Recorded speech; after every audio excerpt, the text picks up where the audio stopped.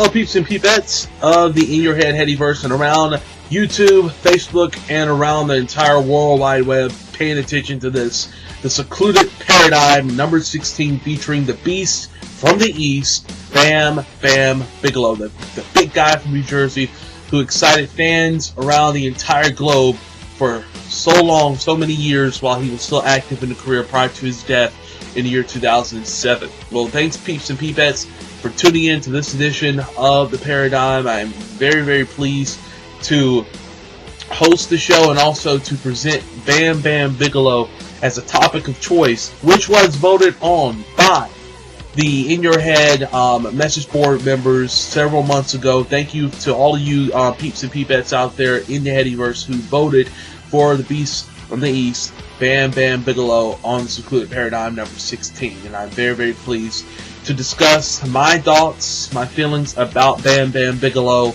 You know, I remember watching Bam as a little kid watching the WWE, but I really first got into his character when he was in NWA, and I'll expand on that during this episode. But I'm just going to give a little bit of rundown on his career, just give you guys and gals a little timeline of Bam Bigelow's career in the industry, so that you can get a little gist about where he was in the business and basically where he went from point A to point B to point C, point D, and so on and so forth throughout his career, because he did travel around several different organizations in his career, and I think that's probably why he's not necessarily known for being a guy who's associated with one company, although many people may say his WWE run may be his most popular of all time.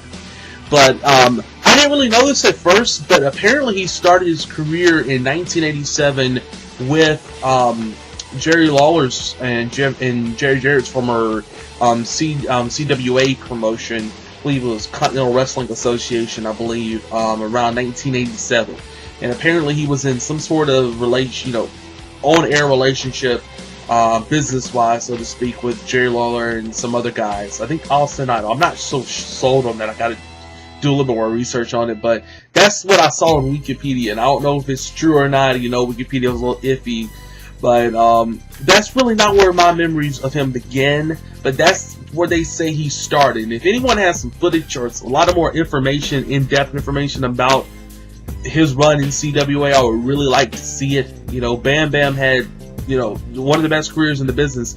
I think it would be very, very influential if somebody had that kind of footage. I don't know if the WWE has CWA's library, but it would be pretty cool to see if they did. But nevertheless, that's where allegedly he got his start. I'm not completely sure about that. But what I do know is that in 1988, late 1987, and really throughout 1988, the early portions of it, the WWE was doing this huge storyline where Bam Bigelow was supposed to have, apparently he had signed with the company. Now, I do remember this as a really, really young kid, 3-4 years old. I still remember it to this day. I know my wrestling memory is just gone. I mean, it's all over the place, but out of all this stuff, you choose to remember that, so to speak. But I remember this angle that was going on with all of the heel managers wanting to get Bam Bigelow, the Beast from the East. They wanted to get him. Bobby Heenan was clamoring to get this guy through Primetime Wrestling during his various segments with Gorilla Monsoon. He would always talk about how he has him in the bag. He's going to be a part of the Heenan family. You had Mr. Fuji talking about, all right, he's going to join Demolition, and they're going to be this big, huge, mega heel group. You had Jimmy Hart talk about it. Slick even mentioned it. All of the heel managers were even talking. Even Luscious Johnny B was even talking about it a little bit. So, you know, he was a big commodity, and arguably, besides Hulk Hogan and the Ultimate Warrior have been there, but besides Hulk Hogan and Andre the Giant, he was getting a whole lot of attention. I'm not sure if anyone had as much attention, at least within like a month stretch. Maybe the $1 Million Man when the $1 Million Man was coming in, but I can never really recall someone getting as much hype as he got within like a month period. Bam's name was all over television in the WWE back in those days. Just for about a month period before he came in. And it was ironic because Bam swerved everybody by signing with Sir Oliver Humperdinck, who was the big face manager that so many people who were so familiar with the NWA wrestling, especially championship wrestling for Florida, because Sir Oliver Humperdinck spent a lot of years as a wrestler as well as a manager in that territory. You knew him as really a heel manager and a heel persona. Well, he becomes a face in the WWE, and Bam Bam has a very, very short run in the WWE, so to speak. And I can remember him having some matches at WrestleMania 4, but it was nothing that was really stellar about his run in the WWE besides that one hype. And that's basically what you saw with Bam Bam. And that's what we saw.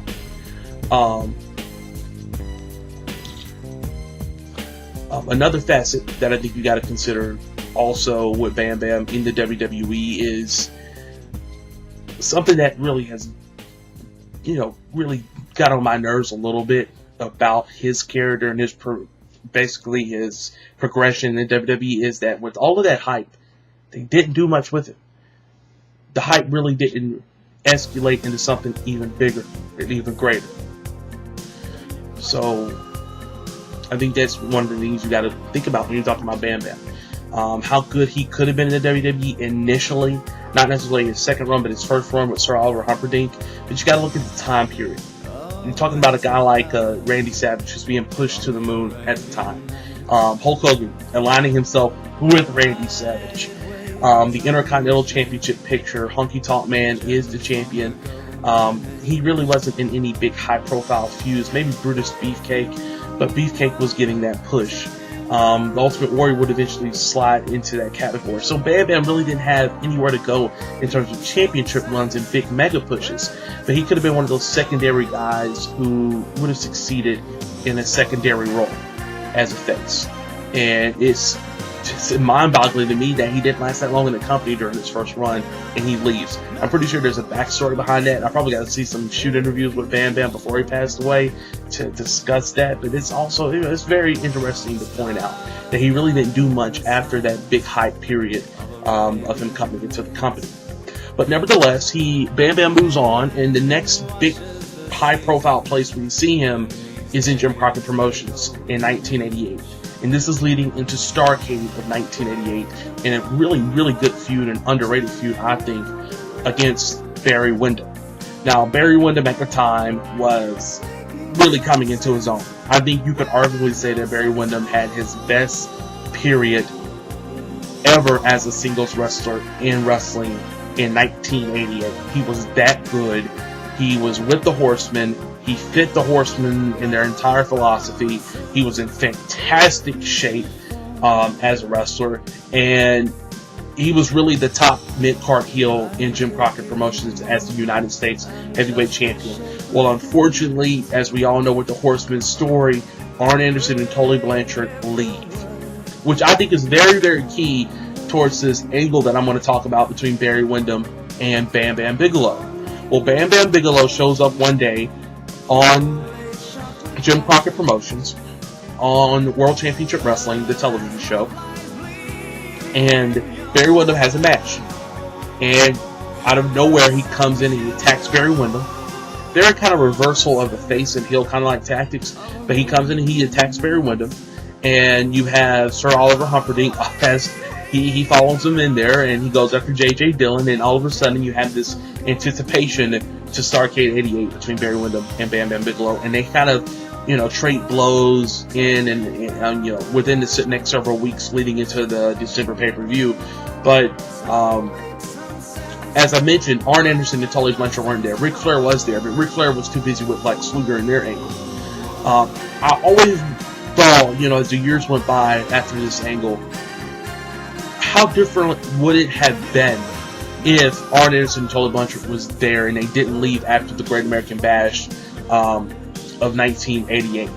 I kind of think, the price for freedom. I want to be interesting to see if Bam Bam Bigelow could have been hyped up even more and pushed even further. He would have so many other people to go against in order to meet that goal of being the United States Heavyweight Champion. because as Magnum TA faced it, Dusty Rhodes faced it. You got to beat down the entire stable until you get to Ric Flair or to the United States or World Television Champion, whomever it may be. And I thought that was a key element that's missed. But anyway, the feud was really, really good.